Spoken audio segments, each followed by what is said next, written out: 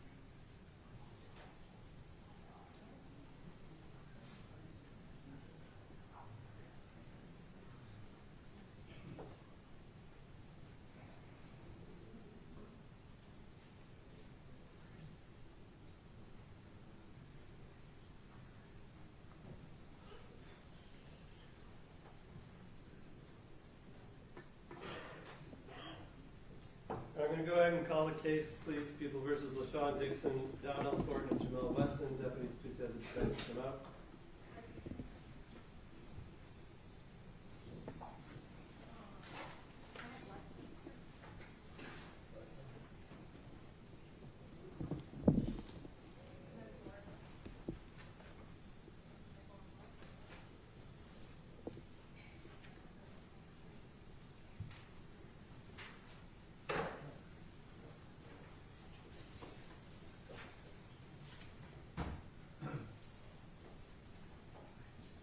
Each of the defendants is now present with counsel.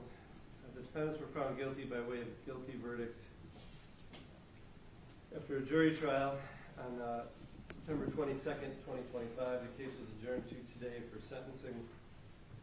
Mr. Christopher, are you aware of any legal reason we cannot go forward with sentencing today? No, Your Honor. Mr. Kaczmarek? No, Your Honor. Mr. Spicer? No. Mr. Williams, the people move sentence. So moved, Your Honor. My understanding, based on an email that I received earlier today, is that the people withdrew the predicate felony statement. Is that correct? Yes, Your Honor. And so we will proceed accordingly. Anything further from the people? Yes, Your Honor. Go ahead. And Your Honor, I do have a few family members here that are willing to speak. May I move forward with that? Yes, please. Thank you. Judge, I think we should address, thank you, Mr. Kaczmarek, there's a request for media coverage of today's proceedings. Which position with respect to that, Mr. Christopher? Your Honor, given the specific nature of these circumstances and the fact that it is Mr. Dixon's intent to appeal, we would ask the court to deny that, but I understand it's the court's discretion. Okay, thank you. Mr. Kaczmarek? Judge, we'll continue our objection. Thank you. Mr. Spicer? We will also continue our objection to any audiovisual coverage, Judge. And Mr. Williams? Your Honor, we would ask that the media coverage be allowed. At this point, the presumption of innocence has been waived off. They've been found guilty, and we would ask that media coverage and the sentencing move forward at this time. Thank you. I understand all of your positions. Certainly every issue in the case is preserved for appeal. However, the court is going to grant media coverage of today's proceedings.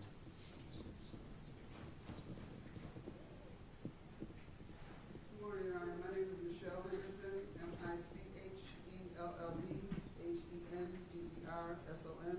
I'm Jamie Crawford's mother. Thank you for being here, ma'am. Okay. I already said that. Okay, my son, the execution of my son has impacted me and my family in many ways. My grandchildren who looked up to him as a second dad, father figure, his son who misses his son's graduation. He's missing his goddaughter / niece's graduation. He promised her he'd be there. He's helping many children in the community.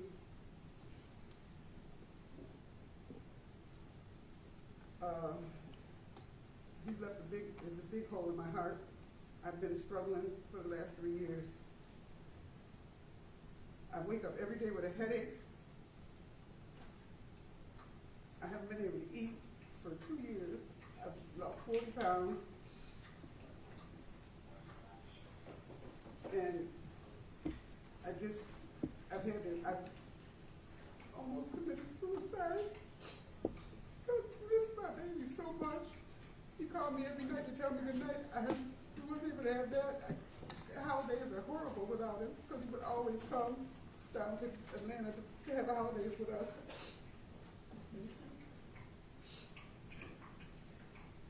He brought everyone so much joy. I'm grieving 2 people because I haven't seen his son in 3 years. Everyone loved my son. And these savages took him away. They didn't give him a chance. And then they shot him in his stomach, let him fall to the ground, and stood over him with guns and shot him 5 times in his head. They sentenced him to life that day. He never bothered anybody. been violent in his life. So why would they do that to my baby? He talked a lot of junk, and he had the right to. It was his mouth. But he never, ever was violent, ever.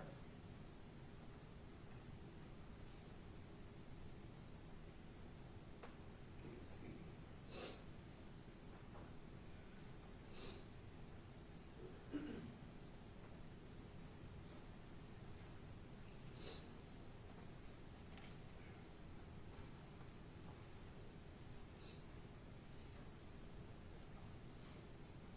I wish they had overall justice where it was an eye for an eye, because they belong put away for the rest of their lives.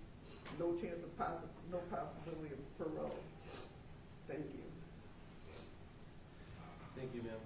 I have one for my son also. So just bear with me.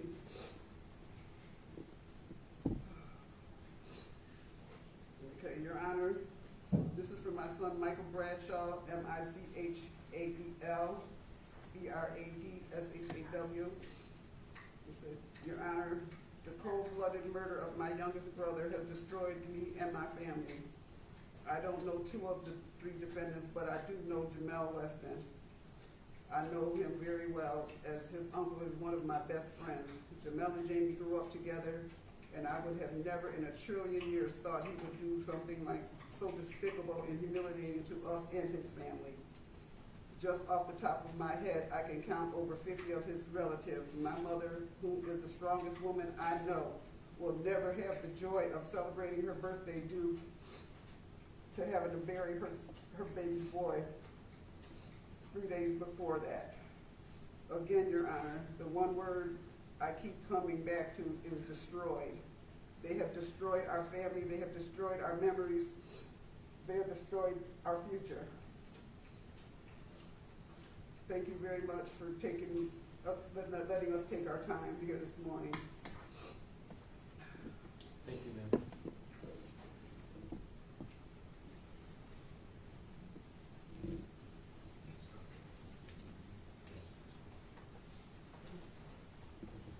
Good afternoon, Your Honor. My name is Jonisha Scruggs, Jonyssia, Scruggs, Scruggs. Good afternoon, ma'am. Thank you for being here. Yep. So, Jamie was my little big brother, the baby boy of our family. Our family's lives were shattered on that dreadful day, August 24th, 2022. That day often replays in my mind when the detective from the SPD called to inform us that my brother was found murdered in his apartment. I was in disbelief because who would want to hurt my brother? He was a kind soul. He didn't even like to raise his voice. He could get his point across without doing so. He was a bright light that was turned off too soon and in the most tragic way. These three animals, Lashaun, Dolo Dixon, Jerome Ratchet Weston, aka Jamel Weston, and Donnell Thornton didn't make a tragic mistake. They all conspired to murder my brother, Jamie Crawford. They made purposeful choices that led to the murder of my brother and his roommate, Alexis, leaving my nephew Imad without his father, a mother without her son, siblings without their brother, nieces and nephews without their beloved uncle. As a direct result of their choices, my brother missed his son's high school graduation. He will celebrate no more birthdays or family holidays, leaving a huge hole in the hearts of all of those that loved him. My daughter, his niece, and goddaughter will graduate high school this coming spring, and he won't be there to see that. He would have never missed such a milestone, and these monsters took that from us. My brother was my best friend and confidant. My heart physically aches each day knowing I'll never be able to create any new memories with him.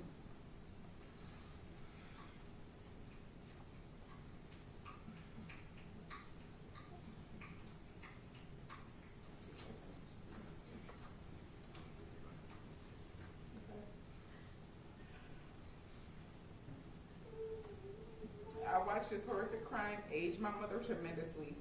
It's been a little over 3 years since these heathens plotted, preyed on, and murdered my brother. Yet my mother has aged 15 years in that time due to a broken heart. I watch her fight back tears every day, most days losing that battle. birthdays, holidays, even the day-to-day mundane actions aren't the same without him here. Jamie will be the first person to wish me a happy birthday, the first to wish me a happy Mother's Day, and the first to congratulate you on any accomplishment. He often told me he was so proud of me, and that meant the world to me, coming from him. Jamie was a genius with a heart of gold who only wanted the best for anyone he came in contact with, often sharing his knowledge with anyone who listened. He is and was loved and needed and now dearly missed. These monsters deserve to be tortured every day for the rest of their miserable lives for this heinous act they carried out. They don't deserve compassion, empathy, or forgiveness. Whoever had a role in my brother's death deserves to be held accountable as well. They don't deserve peace, and there is no redemption for them. They deserve to rot in the hell they created for themselves. They are the direct result of the people and their families upholding their poor decisions instead of holding them accountable. That's mine. I have one for my niece as well. Okay, go ahead. Her name is Shaisha Bradshaw, SHA''A''A''SIA, Bradshaw, BRADSHAW.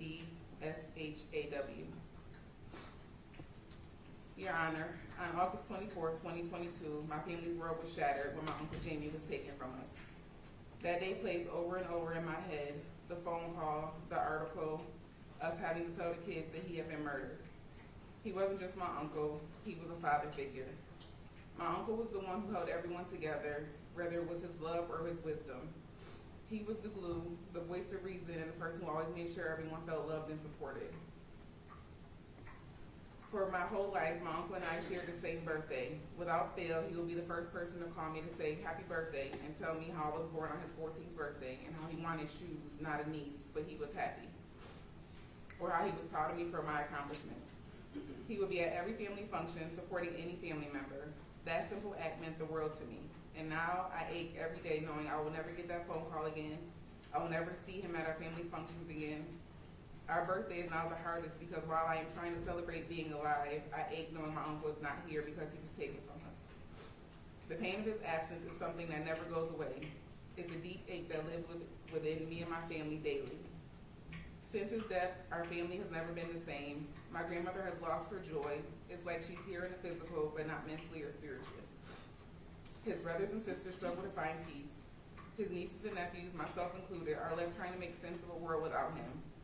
We are a small family, very close because of the love and unity my grandmother helped create, but now we are broken crayons trying to still color. What makes the loss even harder is knowing that this was not a tragic mistake. These three chose to plot and prey on him for over an hour. Their actions were deliberate, cruel, and heartless. They knew exactly what they were doing. I know this state doesn't practice the death penalty, but due to this crime, I do believe what they did merits the most severe punishment allowed under law. And even though that doesn't bring my uncle back, we would get some type of closure knowing these no-life monsters are in jail for the rest of their lives. Because of their choices, our family will never be whole again. They took away a father figure, a brother, an uncle, and a son. I do not believe they deserve forgiveness or leniency. They deserve to face the full consequences of their actions for the pain and devastation they have caused. Every day we carry the weight of this loss. There is no closure for something so senseless. All we can do is ask for justice, real justice, for my uncle and for our family. Thank you, Your Honor, for allowing me to speak on behalf of my uncle and the people who loved him. Thank you, ma'am.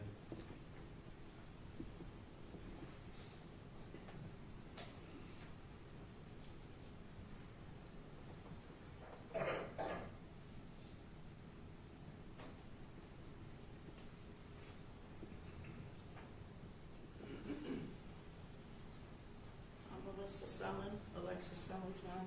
Hi. I don't have much to say because you guys have no remorse. You guys been giggling, laughing the whole time. You guys know you did it.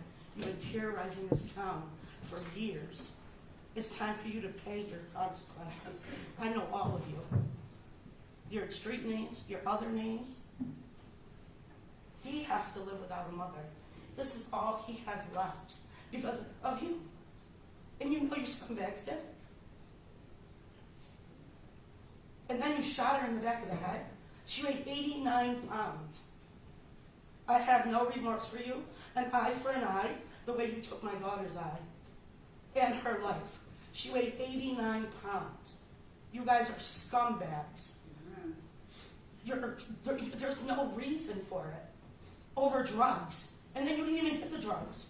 Dummies. And I don't care if you put a hit out for me, Mr. Weston, because I don't give a shit. I know people from your family. All of you. Man-child, two. Your Honor, I would just ask that. No, we heard enough of you for 3 years. I agree, this is improper, and you know. We heard enough of you for 3 years. You got paid your $1 million. Noted, but go ahead, ma'am. All I want them to get life, because it doesn't bring my daughter back. They shot her in the back of the head. Women and children should be off limits. Why did you have to do her like that? She had no head or no face left for me to recognize her. How would you like somebody to do that to your family? Because you're going to have them killed. We know your money's buried. You don't have a bank. Shut up. And this is not the last time you will be seeing from me. I will be at every appeal. And I don't care. You guys are scum. You get free phone calls. You get free room and board. You're going to sell drugs in jail and bully people in jail. That's exactly what you're going to do. That's exactly what you're known for. Ever since I lived on the 10th, back in '96, you were terrorizing that. That's all I have to say. Please just lock them away. You know they're scumbags. And he doesn't have a bond. Forget about everything else. He doesn't have a mom. He's a mentally challenged kid that don't have a mom. He has to learn me as his mom now. That's not fair. We cry every day. It's just not fair. What they did was sick. Sick. That's all I have to say. And I hope you guys rot in hell and they take an eye like you guys took my daughter's eye. I'm Michael White, Alexis' father. This is all I want y'all to look at. Y'all left him in the house for 4 fucking days. 4 days to die. Y'all some monsters. Some straight fucking monsters. You, I know you. I lived on the 10th since 1980. I know all y'all. All y'all. You know the pink house on Rich Street? That's where I live. I know all y'all. Straight fucking monsters. You left a baby in the house for 4 fucking days. Starving. He can't get out of the bed. He can't fix him nothing to eat. He can't fucking call the police and tell him that you killed his mom or nothing. Y'all some straight scumbags. I don't care. This right here. You left him in the house for 4 fucking days. Right, baby? He wants everything. I wish they had a death penalty. I wish. I'd be there laughing just like you fuckers was running out of the house laughing. You shot my daughter. And Jamie. And just like Jamie's mom said, you horrible. You ran in, you shot him in the stomach, and then you shot him 5 times in the back of the head. You're a fucking monster, and I feel bad for you lawyers. You got to deal with these fucking monsters. Here, I'm done. When you give his sentence, you just look at him and just remember, they left him in the house for 4 fucking days. I'm done. All right, thank you, sir.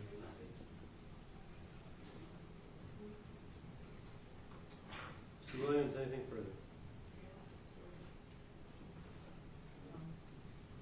Your Honor, you sat through this 3-week trial.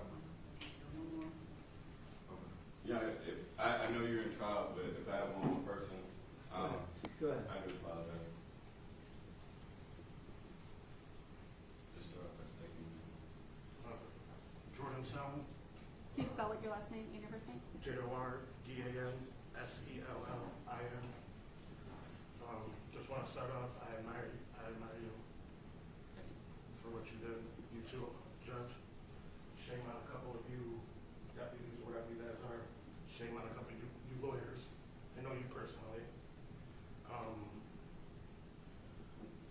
7 siblings. I only knew my sister Alexis. 27 years with her. It's been 3 years without her.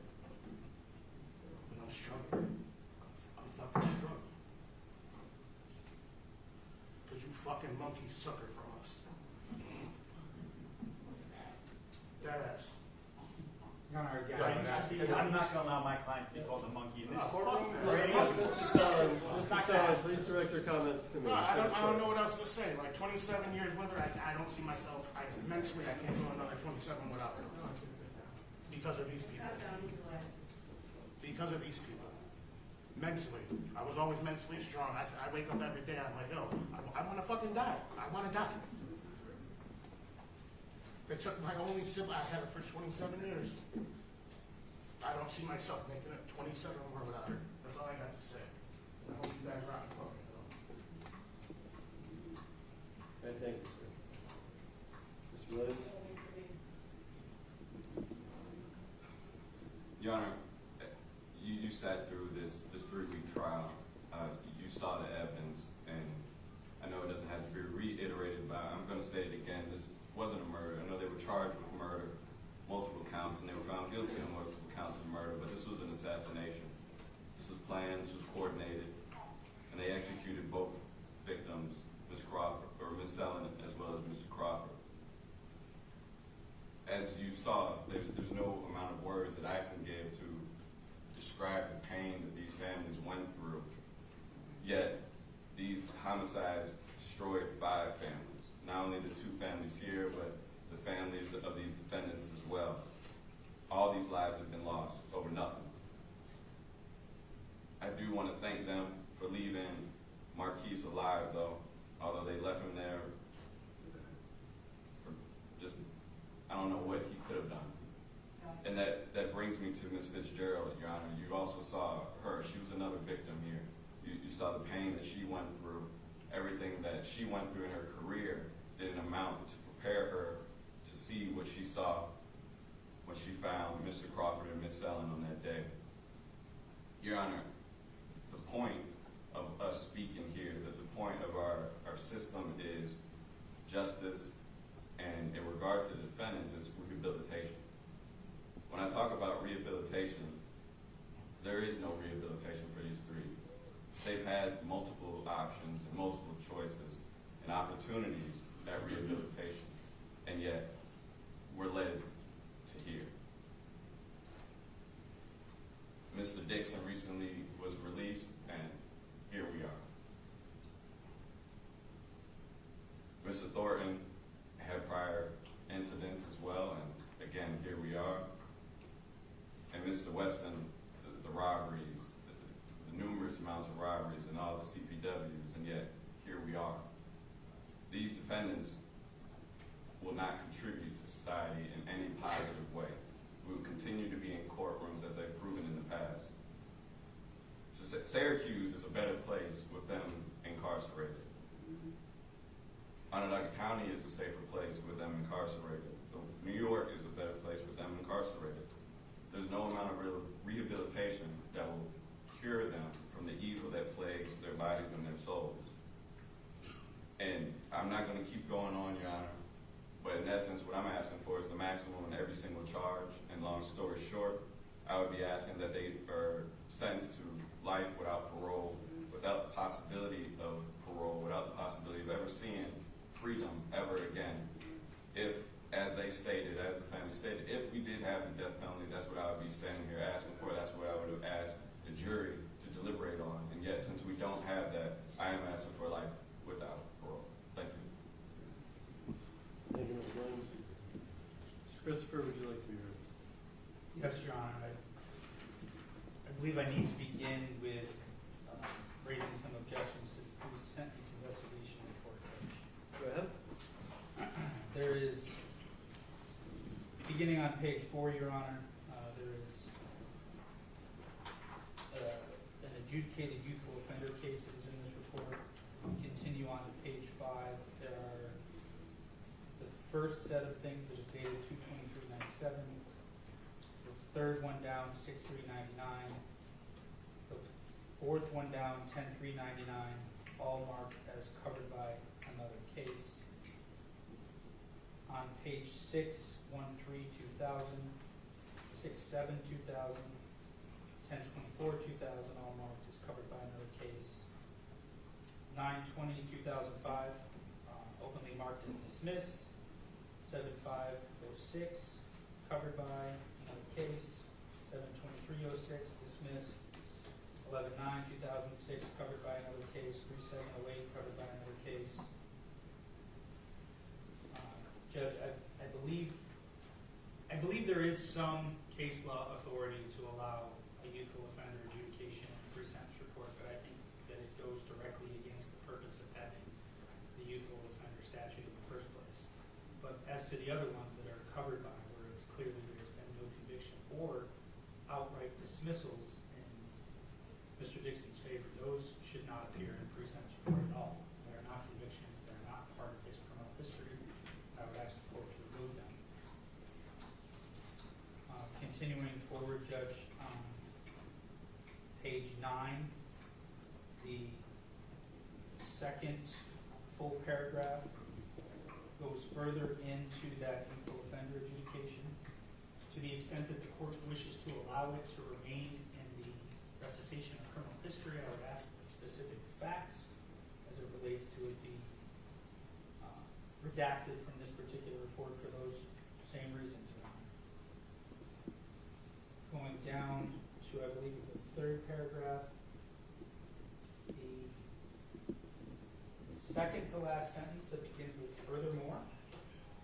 It indicates, furthermore, reports indicate that the defendant has been involved in 2 other homicides, which alleged to have occurred in 04 and 05. Judge, not only is there no conviction in Mr. Dixon's history for these alleged cases, there's no arrest. There's no information at all that he has any involvement or had any involvement in these charges other than a bald allegation from the probation department. It is completely inappropriate. I'm asking that the sentence beginning with furthermore and everything that follows after it in that paragraph be stricken, and those facts are again brought back in the analysis section later on. I will be asking for that to be stricken as well, Judge.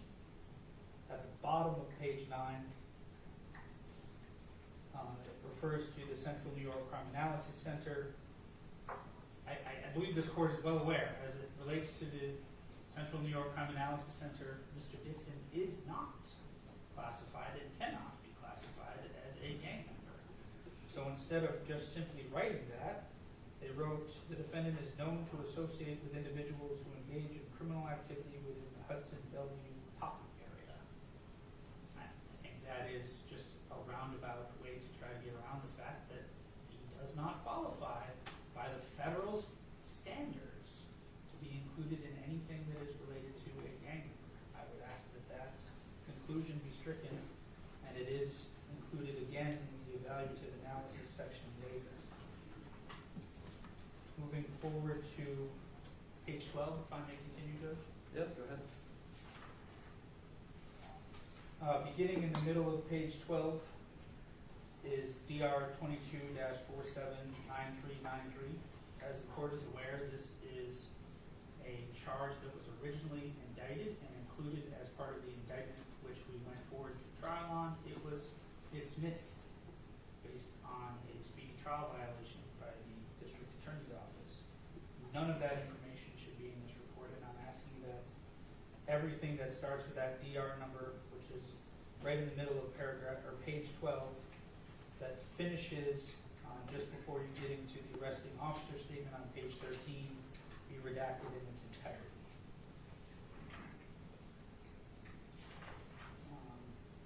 Moving on to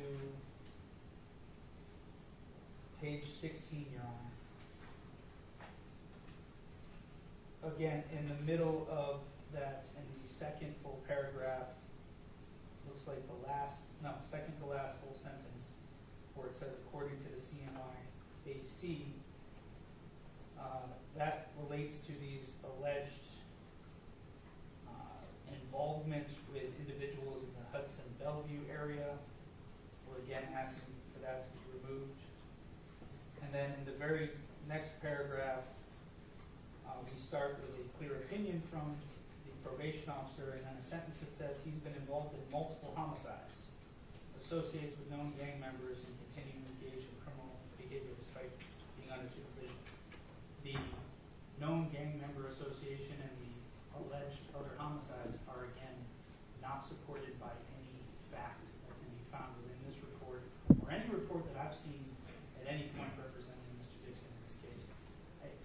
This is the first time, quite frankly, I've heard about anything from these 2004 or 2005 cases, and when the court even looks at the list of cases where it shows where he was arrested every time, there's nothing even remotely close to an assault, let alone involved or alleged involvement in a homicide during that time, Judge. That is a completely improper basis to draw any conclusions from, and it should be stricken in its entirety. It then goes on, Judge, to state that the court should consider that Mr. Dixon has not accepted responsibility. Your Honor, I think it should come as no surprise that Mr. Dixon or myself disagree quite vehemently with the outcome of this case. In fact, Your Honor, when I was trying to come up with the words that I wanted to argue on his behalf here today, I kept running into a brick wall because my task is to ask this court for what I believe is a sentence that serves justice in this case. I frankly think that's impossible. I think it's impossible because there is no just sentence for what I believe with every fiber of my being is an unjust verdict. And I am in no way attempting to take away from the pain that the family members of Mr. Crawford and Ms. Stellin have felt since their lives were lost, or the anger that they certainly feel as a result of that. That is not my position at all, Judge. It's my position that, respectfully, the jury got it wrong. I don't know how to say it otherwise.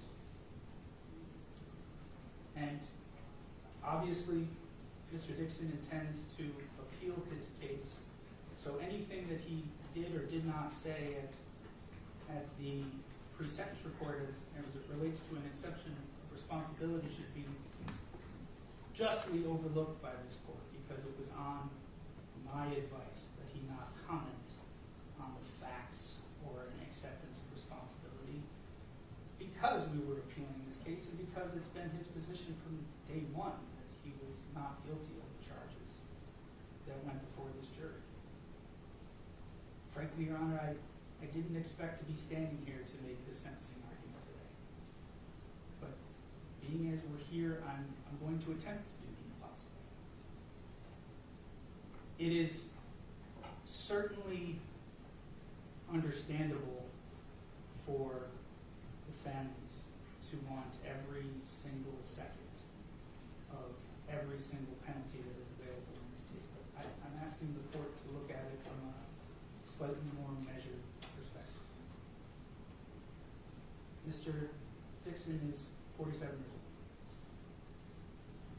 The maximum minimum, I suppose, if we're going to call it that, sentence that the court could give on the top count in this case is 25 to life. He would be approximately 70 years old before ever having a chance to place his case before the parole board for their consideration. And I think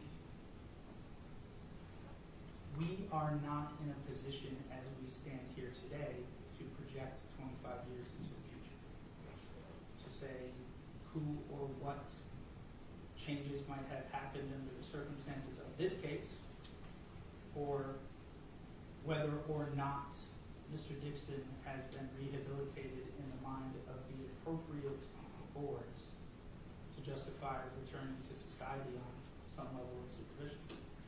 And I'm simply asking the court to give that opportunity. Any sentence you give carries the possibility of life on the back end. There's no question about that.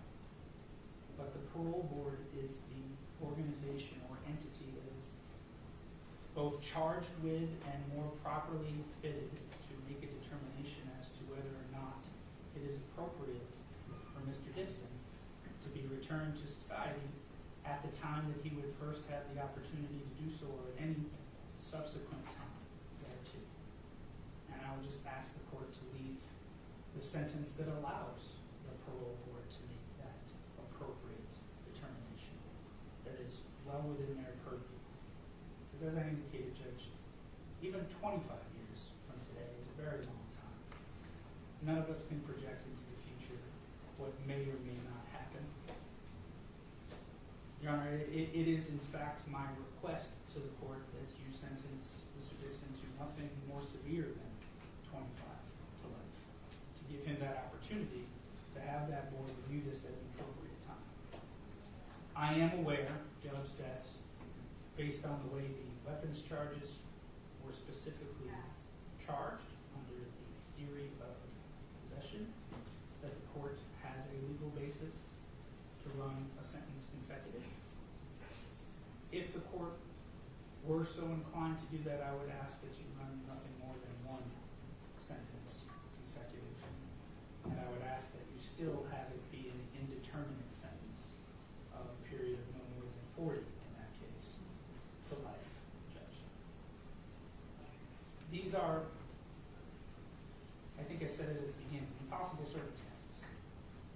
Because I don't think that the feeling on this side of the room versus the feeling on the other side of the room could be more diametrically opposed. And I understand that the court, to a certain extent, is in the middle of those two forces. And that's why I'm asking that the consideration for the third entity, the parole board, be the place where the court puts its trust in determining what the proper final sentence for Mr. Dixon would be if this conviction is to be upheld, Judge. Thank you. Thank you, Mr. Christopher. Mr. Dixon, is there anything you'd like to say before the court imposes a sentence? Yeah, like, my heart goes out to the family. I understand how they feel. They're entitled to feel like that. But at the same time, I ain't do it. I ain't got nothing to do with it. It's a lot they don't know. It's a lot. I didn't get a fair trial. I've been here for 3 years for what reason? Why is 3 years later? You want to murder my sister? That's my fucking nephew. You guys don't deserve that. Like I said, why? It's been 3 years, 4 different district attorneys. Where was the chase at? What happened to the robbery went wrong? This was a robbery went wrong. What happened to that? A lie. What happened to, oh, no, it's not robbery went wrong. That was drug trafficking. What happened to that? Lie. What happened to, oh, you left his phone. Another lie. You did that after closing arguments. Speak to the court. That was cute. Speak to the court. Looked like it worked. Yeah, for now. Speak to the court. For now. Till it fall down. But all this, I'm going to ask everybody to please respect the process here so we can continue the sentencing. being at a rudely interrupted, I understand, like, they feeling some type of way, but, I didn't get a fair trial. Jurors was asleep. You got a note from the court officers. Juror number 2, juror number 8 was asleep. Juror number 2 was crying. They was supposed to be fair and impartial, not crying. How that's being fair? That's already letting us know where you at. And how I get indicted with, I want to go back to the indictment. I get indicted with a weapon that don't got nothing to do with this case. It's a lot these people don't know. How I get indicted with a weapon with a different theology. You got caught at the nightclub. Okay, that's different. That don't got nothing to do with this case. That nightclub was September 17th. This case is August 20th. How I get indicted with that? And everything went to the grand jury at one time. Well, we guilty. We guilty of murder. Y'all trying to murder us. Exactly. That's what it's looking like. Because if you guilty, you ain't got to plant guns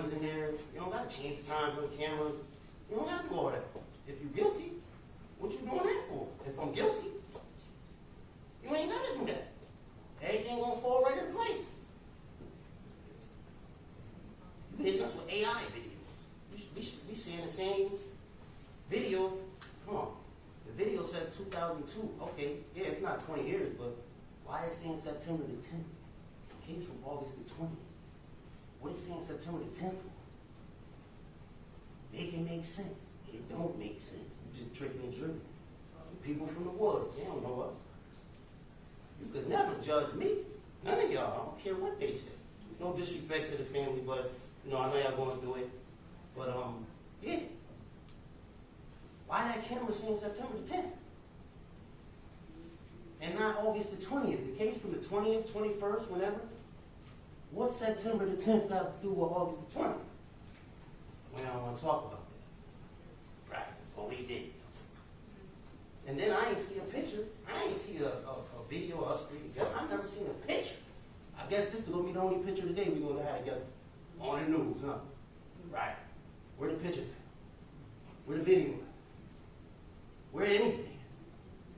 We was at the trial. Everybody was here. What I seen? What I missed? What I missed? Like he said, the jury got it wrong. But, you know, this is what y'all want to do anyway, because it happened on your road, it happened on your watch. This happened on your watch. They could have been put a stop on this. You signed off on the warrant. Of course you can't go against yourself.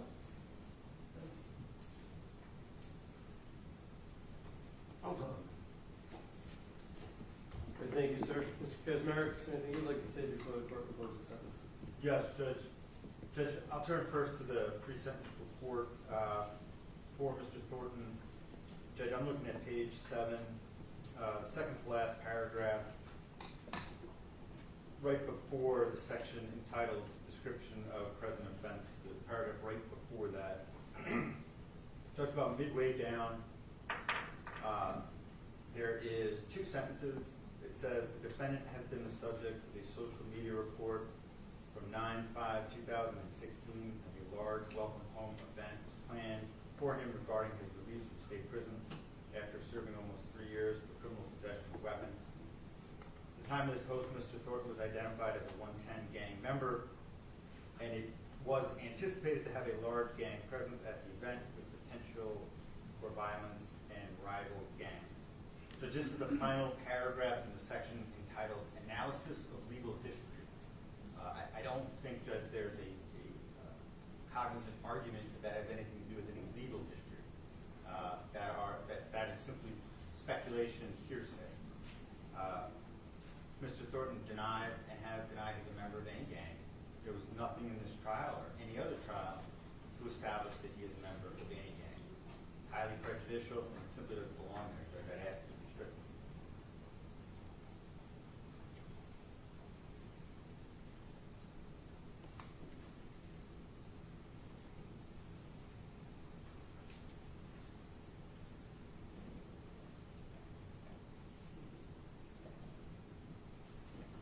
Judge, Please continue. thank you. Judge, moving along, I know that the people did not submit predicate statements for any of the defendants.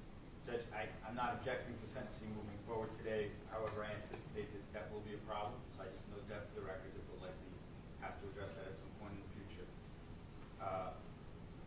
Judge, finally, Mr. Thornton and I certainly recognize, Mr. Rigby, the emotion of this case and of these proceedings.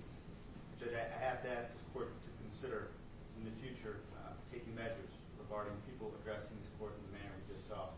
It's highly improper, Judge.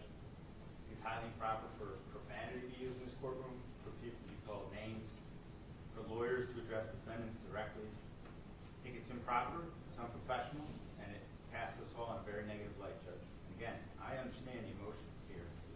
And Judge, I'll certainly never allow a client of mine to be called a monkey in a courtroom. And again, Judge, I think that this deserves serious consideration. As you know, Your Honor, I have tremendous respect for this court. But it's very difficult as a lawyer to do our jobs. And it is a difficult job. I know somebody acknowledged that. But it's difficult to do it under these circumstances. Judge, that is a request that we have moving forward. Judge, finally, Mr. Thornton will be filing a notice of appeal. I have those documents drawn up, and they will be served forthwith. Thank you. Thank you, Mr. Kaczmarek. Mr. Thornton, is there anything you'd like to say before the court imposes a sentence? No, sir.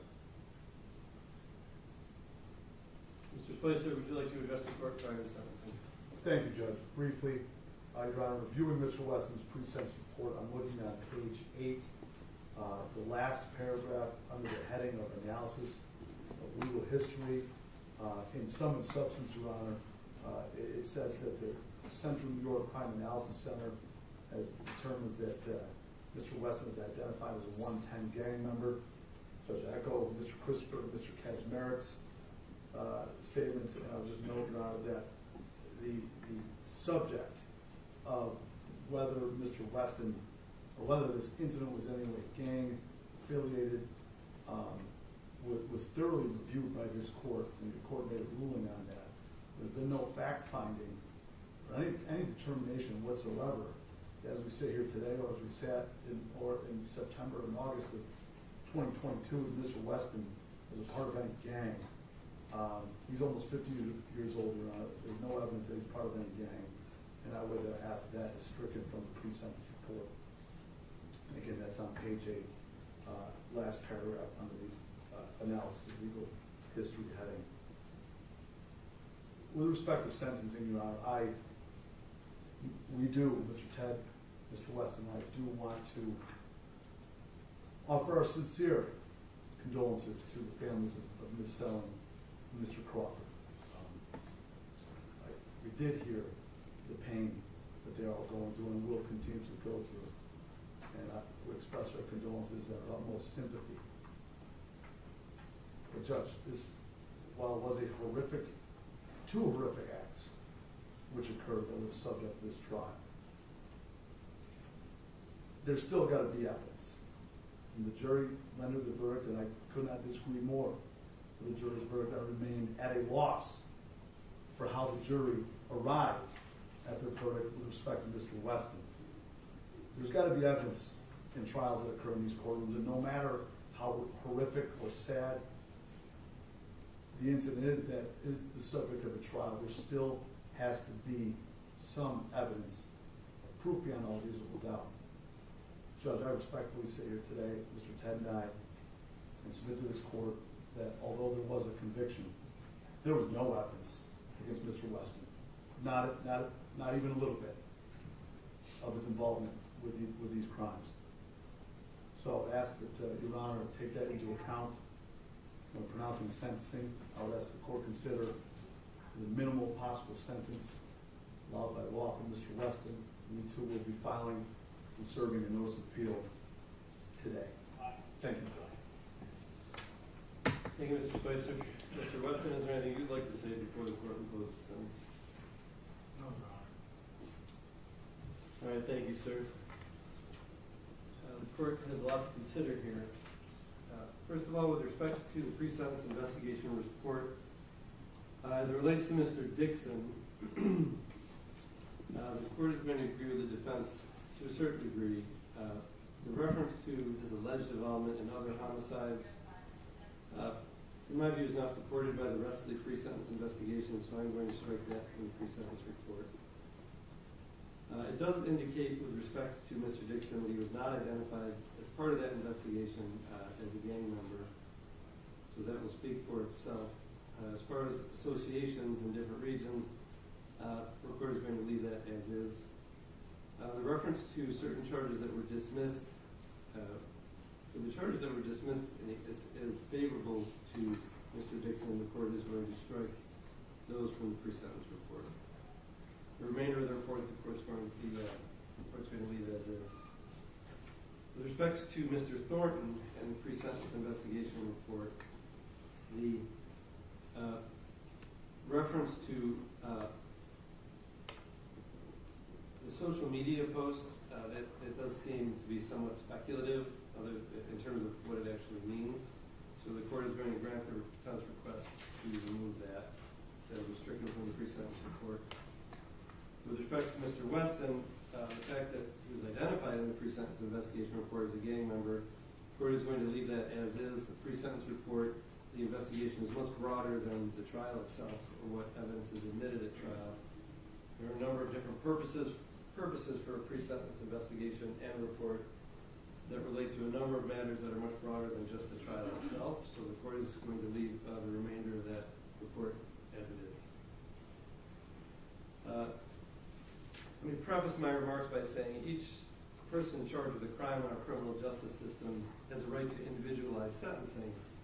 The court has considered the sentences as they relate to each of the defendants individually. However, we do have a situation where all three of the defendants were convicted by a jury as acting in concert for all of the same actions. That is at least partially one of the reasons why the court is proceeding with sentencing in this fashion as a group. But the court has considered the pre-sentence report as it relates to each individual defendant. First of all, with respect to the jury's verdict, I certainly understand the defense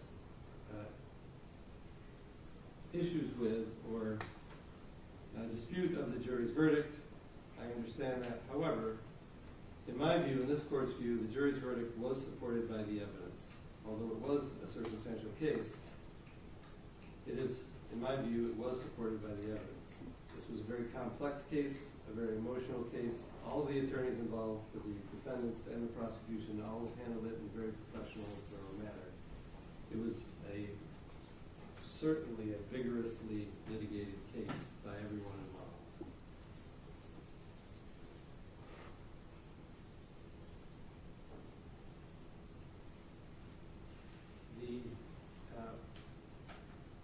I had the opportunity to sit here and watch this entire trial.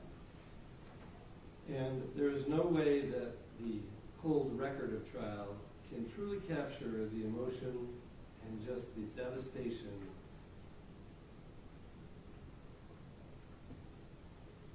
that was exacted upon these three victims really, by these three defendants. There is no way that a cold record of trial can capture the depravity of what happened on August 21st, 2022. Words like horrific, barbaric, callous. This was an execution of Alexis Stellin and Jamie Crawford. It was stated today, and I think that's the best description of what happened to them. I cannot help but recall the testimony of Ms. Fitzgerald in her long career and all that she saw in her career as a nurse, including a trauma nurse treating patients who were injured in combat. She was a combat trauma nurse earlier in her career, she testified to. And her heroic actions that day, when she went into that apartment to check on Marquise and saw what she saw, and still had the courage to go through there and into that apartment, going past the just absolutely horrific scene that she observed because she was solely focused on trying to help Marquise.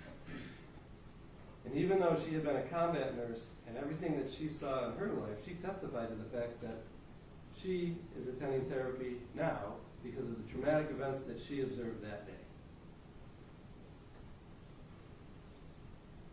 I'd like to say a few words to the family and the friends of Alexis Stellin and Jamie Crawford that are here today. First of all, thank you for being here.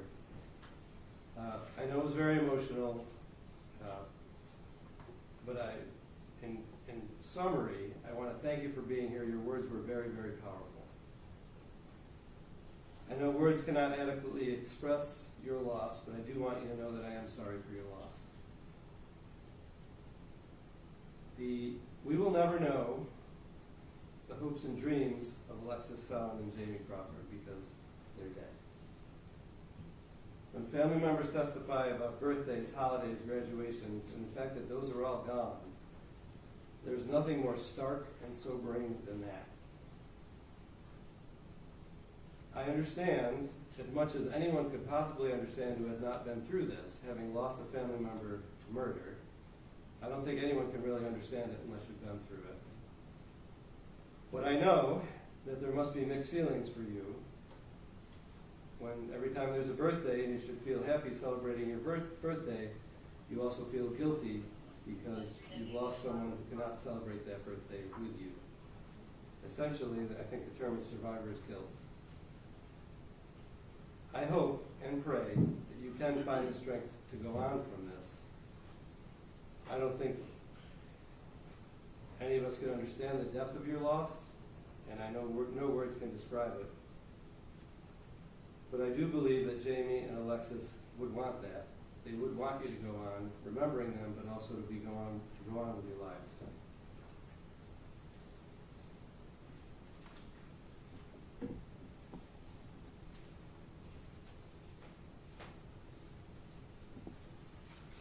With respect to the sentence, first of all, none of the defendants are being sentenced as predicate felons. They would have a right to a hearing in that matter. The people have not alleged that. So they're not being sentenced as predicate felons, just for the clarity of the record. Each of the defendants is sentenced as follows. And I think it's important to note that each of the defendants, Mr. Dixon, Mr. Thornton, Mr. Weston, the pre-sentence report indicate for each of you, I think the best way to put it is a life of crime. You have consistently and over and over and over again put your desires above the desires of organized society. Conviction after conviction. And that's before we get to the horrific events and what you perpetrated upon these two victims in this case. With respect, and this is the sentence as it relates to Mr. Dixon, Mr. Thornton, and Mr. Weston. With respect to murder in the first degree, it's a sentence in judgment of court that you be sentenced to the maximum sentence, which is life without the possibility of parole. With respect to the second count of murder in the second degree and the third count of murder in the second degree, by law, I believe those sentences have to, and the court is imposing sentences in those matters on each of 25 years to life. Those sentences to be served concurrently with the sentence of life without parole on the murder in the first degree charge. However, the court is imposing them to be served consecutively to each other. With respect to the remaining three charges of criminal possession of a weapon in the second degree, the sentence with respect to each of those is a 15-year determinate sentence with 5 years of post-release supervision. The court is imposing them to be served concurrently with each other and concurrent with the murder in the first degree charge, however, consecutive to the sentence with respect to the murder in the second degree charges. The court has to impose a mandatory fee and surcharge totaling $375. The court will defer payment on that for 6 months from today's date. Each of you, as you know, has 30 days to appeal. My heart goes out to the family and their loss in this matter. Gentlemen, I hope you think about this for the rest of your lives. That concludes today's proceeding. Judge, there's one more order of business, if we may. There was an unindicted prison contraband case, which I believe, according to the pre-sentence report, is DR 2572. Maybe that's not the last two. I have a 869 in here, but I believe the court has the file. To my understanding, it's being satisfied. I do, as it relates to Mr. Dixon. Do people have any position with respect to that? I'm fine with it being satisfied by the sentencing today. The court will dismiss that as satisfied by the sentence. That concludes today's sentence.